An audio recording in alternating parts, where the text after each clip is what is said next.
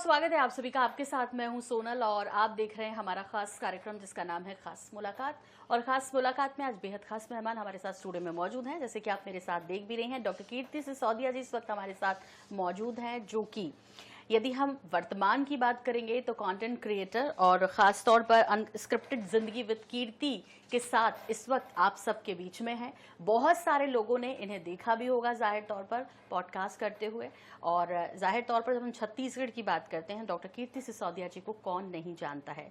अपनी 2 बुक लिख चुकी हैं और सबसे बड़ी बात यह है कि जब हम कीर्ति जी के बारे में बात करते हैं तो इन्हें लगभग 22 साल से ज़्यादा का अनुभव मीडिया क्षेत्र में तो है ही, साथ ही साथ दूरदर्शन या फिर कहें कि IBC 24 जो कि एक क्षेत्रीय चैनल है उसमें उन्होंने बाकायदा न्यूज़ एंकर की तरह भूमिका निभाई है। और कई राजनीतिक विषयों पर और ख़ास तौर पर सोशल विषयों पर डॉक्टर कीर्ति सिसोदिया जी की खास पकड़ है। और इसे देखते हुए हम आज अपने इस खास मुलाकात में हमने इन्हें बुलाया है। जाहिर तौर पर डॉक्टर कीर्ति, बहुत स्वागत है आपका इस कार्यक्रम में। और चूंकि मैं आपके बारे में क्या बोलूं, चूंकि आप भी उसी फील्ड से हैं, मतलब सोशल मीडिया फील्ड से ही हैं जाहिर तौर पर, तो पॉडकास्ट के बारे में हम यहाँ पर बात करेंगे। और जैसा कि आप सभी जानते हैं कि अभी इन दिनों पॉडकास्ट बहुत चल रहे हैं और हर कोई इन्हें सुनता भी है, चाहे वो आराम कर रहा हो, चाहे वो अपनी गाड़ी में हो, चाहे वो कितनी भी व्यस्तता के बीच। पॉडकास्ट एक ऐसा प्लेटफॉर्म बन गए हैं सोशल मीडिया पर, या कहें एक ऐसा जरिया बन गए हैं कि आप उन्हें कुछ दूसरे कामों में एंगेज रहते हुए भी सुन सकते हैं। खास बात यह है कि फोकस्ड होते हैं। तो डॉक्टर कीर्ति सिसोदिया जी ने इसकी शुरुआत छत्तीसगढ़ में जिस तरह से की है वो धमाल मचा रही है, लेकिन इन सब के बीच पॉडकास्ट को और बेहतर तरीके से समझते हैं।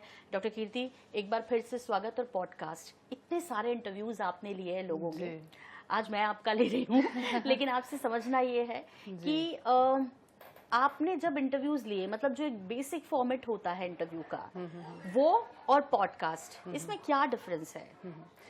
देखिए, पॉडकास्ट और इंटरव्यू में देखा जाए तो बहुत डिफरेंस है और देखा जाए तो डिफरेंस नहीं भी है। बिकॉज इंटरव्यू का मतलब या पॉडकास्ट का मतलब है कि हम एक दूसरे से बात कर रहे हैं।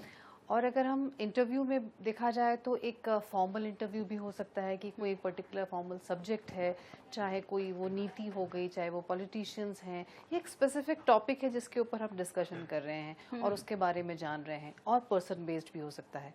बट अगर हम पॉडकास्ट की बात करें और आजकल जिस तरह से चल रहा है, तो उसमें एक इन्फॉर्मेशन होती है और एक पर्सन के साथ अगर जब बात कर रहे हैं तो बहुत ही कैजुअल टॉक्स जब होती हैं तो वो एक पॉडकास्ट के रूप में, जहाँ तक मेरी समझ है, कि उसे हम पॉडकास्ट कहते हैं जी। तो इसको ऐसे समझें कीर्ति जी कि जब हम एक बेसिक इंटरव्यू करते हैं तो बड़ा उसके साथ ना एक सोफिस्टिकेटेड और बड़ा फोकस्ड कुछ चीज़ पर हम हो जाते हैं, या कहें कि तामझाम, यदि बहुत हल्के शब्दों में उपयोग करें तो तामझाम के साथ बैठते हैं। तो आपने कहा कैजुअल, यानी बहुत आसानी से किसी चीज को निकलवा लेना या वैसा दिखना कि यार चलते फिरते जो बातचीत होती है, एक्चुअली असल संवाद तो वही होता है क्योंकि आप अंदर से बहुत कुछ निकलवा। तो क्या ये डिफरेंस समझा जाए? एक ये भी है, मतलब यदि आप विजुअल मीडिया की बात करेंगे तो जी देखिए, डिफरेंस जैसे कि मैंने पहले भी कहा कि अगर हम टेक्निकली अगर हम जाएं तो टेक्निकली बहुत सारे, बिकॉज पॉडकास्ट भी आजकल जैसे आपने कहा कि कैजुअली, बहुत तामझाम की जरूरत नहीं है, बट हमको एक सेटअप चाहिए कि अगर हम कुछ वीडियो कंटेंट दे रहे हैं तो हमें वीडियोग्राफ, मतलब वीडियो के लिए कैमराज भी चाहिए, ऑडियो सिस्टम भी चाहिए, तो ये सारी चीज़ें पॉडकास्ट में भी लगती हैं। पॉडकास्ट में और इंटरव्यू में सिर्फ कंटेंट का डिफरेंस होता है, बाकी हम टेक्निकल एस्पेक्ट पे जाएं तो वो मोर और लेस सेम ही होते हैं। कंटेंट का पार्ट ये हो सकता है कि अगर हम किसी पर्सन से इंटरव्यू कर रहे हैं या किसी सब्जेक्ट पर इंटरव्यू कर रहे हैं तो हम उसके बारे में जितनी भी टेक्निकल डेटाज हैं उस पर बेस्ड हम बातें करेंगे। बट अगर पॉडकास्ट में हम बात कर रहे हैं तो अगर कोई हमने इन्फॉर्मेटिव टॉपिक को लिया है तो हम उसकी पूरी रिसर्च के साथ उस कंटेंट, उस डेटा पे बात करेंगे, और अगर पर्सन की लाइफ के बारे में बात कर रहे हैं तो वो एक कैजुअल टॉक हो सकती है। जी बिल्कुल। तो डॉक्टर कीर्ति, ये जो विचार आया कि अब भाई पॉडकास्ट, ऐसे तो बहुत सारे पॉडकास्ट चल रहे हैं सोशल मीडिया पर, उसे देखकर आया या कुछ और भी वजह थी इसकी?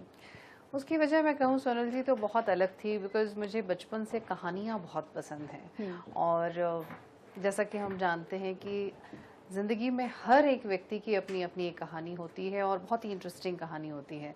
सबकी अपने लाइफ के चैलेंजेस होते हैं, चाहे वो छोटा बच्चा हो, चाहे वो मिडिल एज का पर्सन हो, महिला हो, पुरुष हो। तो मुझे वो स्टोरीज और उन स्टोरीज में छुपे जो उनके इंस्पिरेशन होते हैं, उनके चैलेंजेस को वो किस तरह से ओवरकम करते हैं, ये सब चीज़ें बहुत मुझे फैसिनेट करती थी। तो ये थॉट तभी से आया कि मैं लोगों की कहानियाँ सुनूं और उन कहानियों से अपने जीवन में भी कुछ सकारात्मक चेंज लाऊं। तो ये थॉट मुझे वहाँ आपने से जो आया। बुक्स लिखी हैं कीर्ति जी, वो भी तो सही इसी तरह से है ना, सामाजिक जो कहना चाहिए कि रिश्ते, उनको बहुत आपने फोकस किया है जी। और रिश्तों से ही हमारा समाज भी है। थोड़ा उसके बारे में भी मैं आपसे जानना चाहूंगी कि उसको और इसको किस तरह से लिंक करती हैं। देखिए, रिश्तों के बिना, जैसे कहा जाता है ना कि हमारी लाइफ में इमोशंस के अलावा और रिलेशंस के अलावा हम कुछ भी नहीं है। तो ये तो एक बहुत ही इम्पॉर्टेंट पार्ट है हमारी लाइफ का। और अगर हम पॉडकास्ट से जोड़ें, जैसे कि आपने किताबों की बात कही, तो किताब भी मेरी जो पहली बुक थी वो मेरी पीएचडी थीसिस को ही मैंने बुक फॉर्मेट में कन्वर्ट किया था कि किस तरह से सिनेमा जो है, क्योंकि हम लोग डिजिटल एरा में जी रहे हैं और हम लोग इमोशंस की जहाँ बात करते हैं, तो इमोशंस का पोर्ट्रेयल सिनेमा से बेहतर और कौन कर सकता है। तो जिस तरह से सिनेमा सोशल इम्पैक्ट या सोशल इश्यूज को इम्पैक्ट क्रिएट करता है, वो एक सिनेमा के थ्रू हम बताते हैं। तो उसी तरह से वो बुक थी कि किस तरह से सिनेमा हमारे सोशल या सोसाइटी पर इम्पैक्ट डालता है। दूसरी चीज़ ये थी कि जो बुक दूसरी लिखी वो मैंने लिखी लेटर्स टू माय किड्स, वो बच्चों के लिए लिखी थी, क्योंकि ऐसी बहुत सारी चीज़ होती है बीइंग अ पेरेंट जो हम अपने बच्चों को कहना चाहते हैं, बताना चाहते हैं। तो उस बुक के फॉर्म में एक डॉक्यूमेंटेशन रहेगा जो कि हमेशा उनके काम आएगा। जी। और अगर पॉडकास्ट की हम बात करें तो पॉडकास्ट भी यही है कि जब मैं लोगों से मिल रही होती हूँ तो मैं बहुत उनके प्रोफेशनल या बहुत ड्राई चीज़ों पर बात नहीं करती, मैं उस इमोशन को टच करने की कोशिश करती हूँ जो उनके अंदर होता है। और मुझे लगता है यही सबसे बड़ी चीज़ होती है जो आप निकाल के लेकर आते हो। और आप कितनी भी, कहा ना कि कितनी भी गंभीर बातें कर लें, लेकिन जो बात आपके दिल को छूती है, दरअसल वही बात सामने वाले को भी पसंद आती है, सुनने वाले को भी पसंद आती है। कीर्ति जी, जैसे आपने कहा कि चाहे किताबों की बात हो या फिर पॉडकास्ट की बात हो, इसका मतलब ये है कि क्या सोशल इश्यूज जो हैं आज के समय में, मुझे लगता है वो सबसे बड़ी चुनौती है। क्योंकि आदमी प्रोफेशनली तो अपने आप को सर्वाइव करता है, लेकिन यदि वो सोशली या जिस तरह के रिश्ते हैं आज के समय में, उनसे यदि जूझ ना पाए, तो मुझे लगता है उसके लिए किसी भी प्रोफेशन में आगे जाना मुश्किल होता है। तो आप उन बिंदु को टच कर रही हैं जितना मैं समझ पा रही हूँ। इसका मतलब आपके पॉडकास्ट में सोशली इश्यूज ज़्यादा देखने को मिलेंगे, ज़्यादा टच करेंगे नहीं, उसको? ऐसा तो नहीं है सुनील जी, बिकॉज देखिए, ज़िंदगी में हमारी जो, अगर हम लाइफ की बात करें तो हर तरह के मौसम आते हैं हमारी ज़िंदगी में। कभी दुख होता है, कभी सुख होता है, कभी खुशी होती है, कभी कन्फ्यूजन होता है, कभी डिसअपॉइंटमेंट होता है। तो वैसे ही हर किसी की ज़िंदगी में अलग अलग चीज़ें होती हैं। तो इस पॉडकास्ट के माध्यम से एक कंप्लीट एक सिनेरियो जो होता है लाइफ का, वो मैं प्रेजेंट करने का सोचती हूँ कि अगर किसी की ज़िंदगी में डिसअपॉइंटमेंट है तो भी उसकी ज़िंदगी में सक्सेस आ सकती है, खुशी आ सकती है। और अगर किसी की ज़िंदगी में कुछ चीज़ की कमी है तो भी वो उसे हताश ना हो। अगर वो अपना काम ईमानदारी से कर रहे हैं, मेहनत से कर रहे हैं, जज्बे के साथ कर रहे हैं, तो आपको सफलता भी मिल सकती है। तो अलग अलग होने की बात तो सिर्फ ये है कि मैं डिफरेंट फील्ड से लोगों को लेते हैं, डिफरेंट जो उनकी अचीवमेंट्स हैं लाइफ में, चाहे वो कितनी भी डिफ़िकल्टीज से उन्होंने अचीव किया हो, तो वो फोकस ज़रूर रहता है कि हम अलग अलग समाज के जो हम कहें कि दायरे हैं, वहाँ से हम लोगों को लेकर के आएँ और उनके लाइफ की जर्नी, उनके लाइफ के चैलेंजेस, जो कि बहुत सारे लोगों को मालूम भी नहीं होता। और अक्सर ऐसा होता है सोनल जी कि हम खुद भी किसी की सिमिलर सिचुएशन से जूझ रहे होते हैं और हमें समझ में नहीं आता कि इस सिचुएशन में हम क्या करें। तो मेरी कोशिश ये रहती है कि जब मेरे पॉडकास्ट में कोई ऐसा शख्स आता है, ऐसी कोई कहानी आती है और उसकी परेशानी भी किसी आम व्यक्ति की परेशानी से जुड़ी हुई है या समान उसकी परेशानी है, तो उसको उस कहानी से वो सोल्यूशन मिल जाता है। हाँ। जो कि उसको और कहीं नहीं मिल सकता है। मैं इसीलिए कह रही हूँ कि चूंकि आप उसमें इतना चिंतन करते हैं और जैसे आपने कहा भी कि आपने कोशिश की है कि जिस सब्जेक्ट में आपने पीएचडी की उसको किताब में लाएं, और किताब के बाद अब वही जो कहना चाहिए क्वालिटीज़ हैं वो पॉडकास्ट में देखने को मिल रही हैं। क्योंकि गंभीर पॉडकास्ट आज के समय में जितने तेजी से आ रहे हैं, धड़ाधड़ गिरते हैं, उसमें एक गंभीर पॉडकास्ट की जो ज़रूरत है वो डॉक्टर कीर्ति सिसोदिया जी उसे पूरा कर रही हैं और बेहद गंभीर है इस विषय में।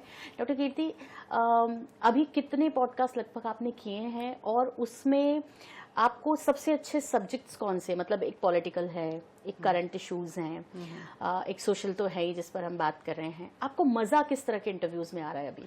सबसे पहले तो एक चीज मैं करेक्ट करना चाहूंगी सोनल जी कि गंभीर विषय की अगर हम बात करें उसको मैच्योर टॉपिक कहें तो ज्यादा अच्छा है, अदरवाइज लोग सोचेंगे कि पता नहीं क्या गंभीर बातें होती हैं और पॉडकास्ट को देखेंगे ही नहीं। जी जी जी। तो गंभीर का मतलब ये कहा जा सकता है कि बहुत ही डेप्थ वाली, डीपर, मतलब सुपरफिशियल बातें नहीं मैं प्रेफर करती कि उस पॉडकास्ट में हो, क्योंकि हर व्यक्ति जो, अगर देखिए आज अगर हम सोशल मीडिया की बात करें तो इतनी रील्स और इतना कंटेंट हमारे पास अवेलेबल है कि फ्रैक्शन ऑफ सेकंड्स में कंटेंट चेंज हो रहा है, और जो चीज आपकी आंखों के सामने से निकली वो चीज खत्म हो जाती है, उसका कोई औचित्य भी नहीं रह जाता, आप उसको ग्रास्प भी नहीं कर पाते।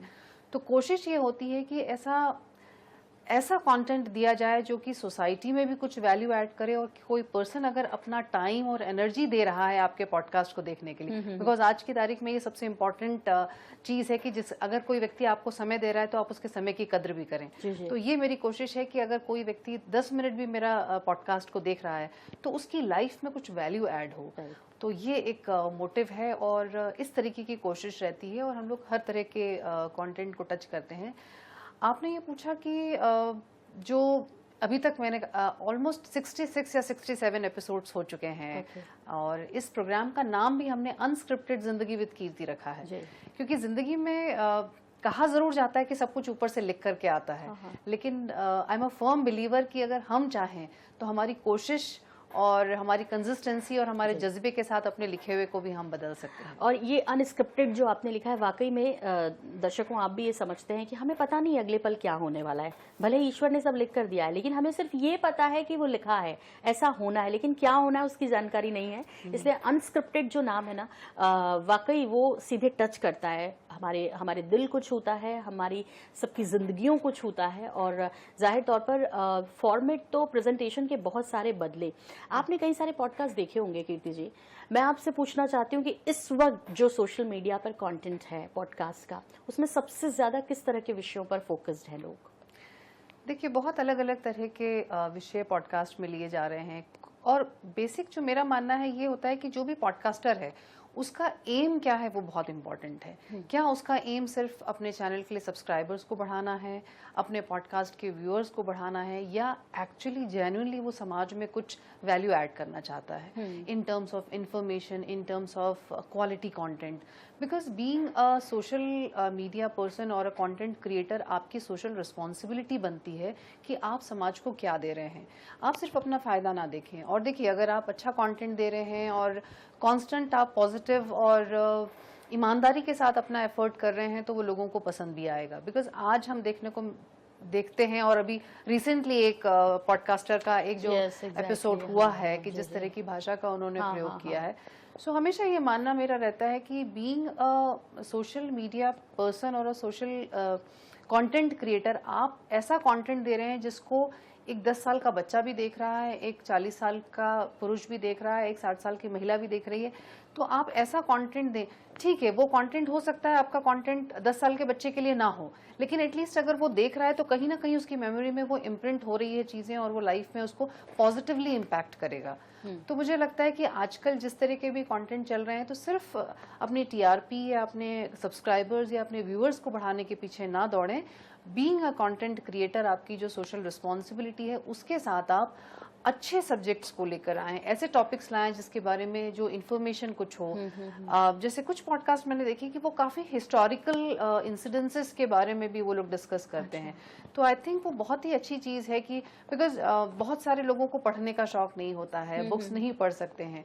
सो इस तरह के अगर कंटेंट दिए जाते हैं जहां पर इंफॉर्मेशन भी है और आपको आपकी लाइफ में कुछ वो वैल्यू ऐड कर रहा है, आपको इंस्पायर कर रहा है, इन्फॉर्म कर रहा है, तो आई थिंक इस तरह के पॉडकास्ट होने चाहिए।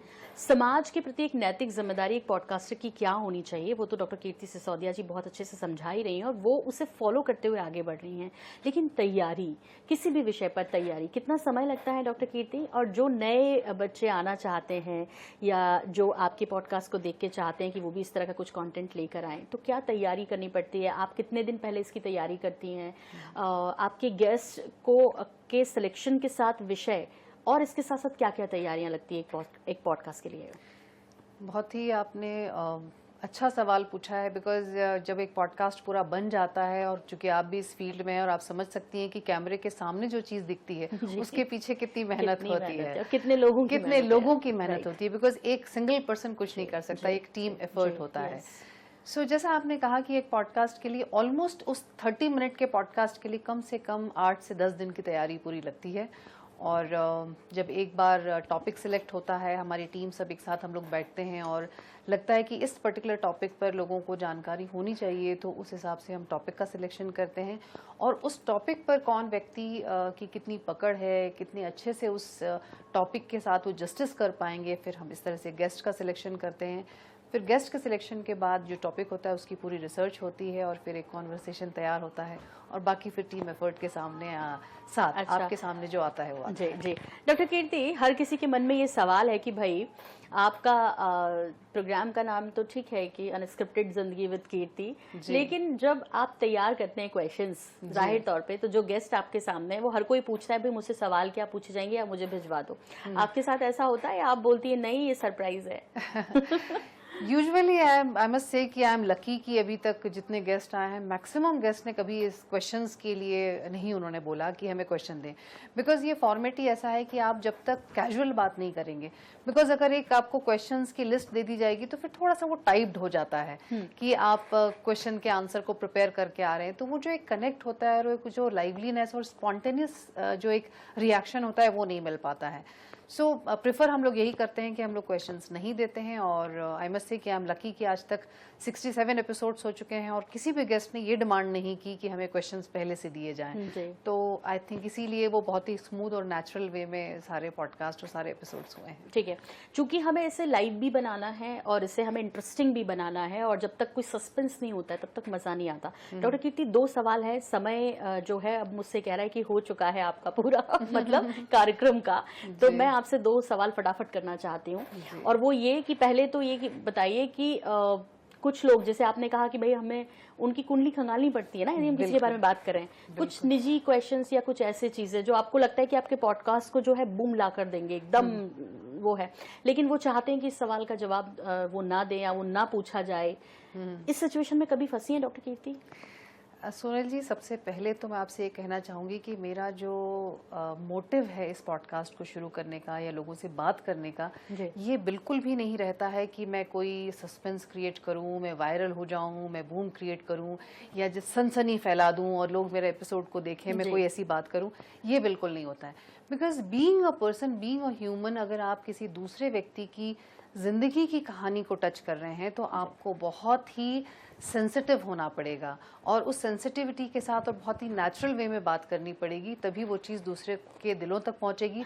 और जो मेरा मोटिव है कि मैं उनकी कहानियों से और भी लोगों को इन्फॉर्म और इंस्पायर कर सकूं, तो ये तो मेरे दिमाग में बिल्कुल भी नहीं रहता कि मैं उनसे कुछ निजी सवाल इसलिए पूछूं क्योंकि मुझे मेरे प्रोग्राम में सनसनी लानी है। बहुत अच्छी बात आपने कही है डॉक्टर कीर्ति, मुझे लगता है इसका बहुत सबको ध्यान भी रखना चाहिए। डॉक्टर कीर्ति, बस आखिरी सवाल, मुझे जो है बार बार घड़ी इशारा कर रही है लेकिन ये सवाल बहुत जरूरी है। कोई ऐसा पॉडकास्ट जिसपे बहुत सारे कमेंट आए हो और आपको बड़ा मजा आया हो, या ऐसे कुछ क्वेश्चंस जिनको आप जरूर आज साझा करना चाहेंगी कि भाई इस तरह के सवाल भी पूछते हैं तो या तो आनंद आता है या हम सोचते हैं यार लोग क्या सोचते हैं। मुझे अपना एक एपिसोड याद है, फूलवासन बाई, जो हमारे छत्तीसगढ़ में जिनको पद्मश्री भी मिला है और जो कि अनपढ़ महिला रह करके उन्होंने आज वो तकरीबन 1 लाख महिलाओं को उन्होंने सेल्फ हेल्प ग्रुप से जोड़ा है और उनको एक मुकाम पर पहुंचाया है। उस महिला से बात करके मुझे समझ में आया कि उस महिला का जो जीवन इतनी गरीबी से कि उन्होंने एक बार सुसाइड करने की भी कोशिश की और अपने बच्चों को लेकर, मतलब उनको पास पहनने के लिए कपड़े नहीं थे, उनके पास रहने को घर नहीं था, खाने के लिए कुछ भी नहीं था, उसके बावजूद उन्होंने हिम्मत नहीं हारी और आज वो 1 लाख महिलाओं के लिए एक तरीके से कहा जाए तो सहारा बनकर खड़ी हुई हैं।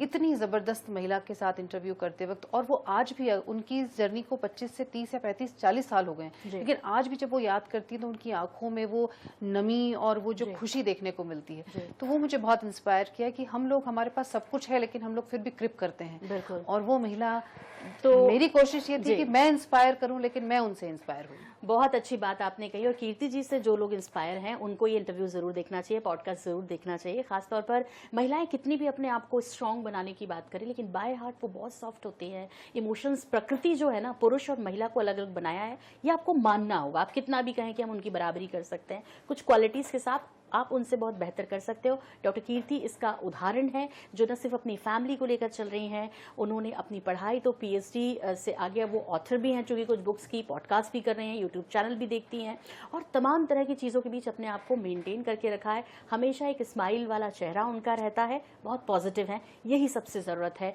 किसी भी इंसान के लिए, चाहे फिर वो पुरुष हो या कोई महिला हो। फिलहाल डॉक्टर कीर्ति बहुत शुक्रिया, बहुत सारी शुभकामनाएं आपको, और आपके ऐसे ही पॉडकास्ट जो हैं वो चलते रहें और समाज को एक मैसेज देते रहें। इसी के साथ फिलहाल मुझे दीजिए इजाजत, नमस्कार।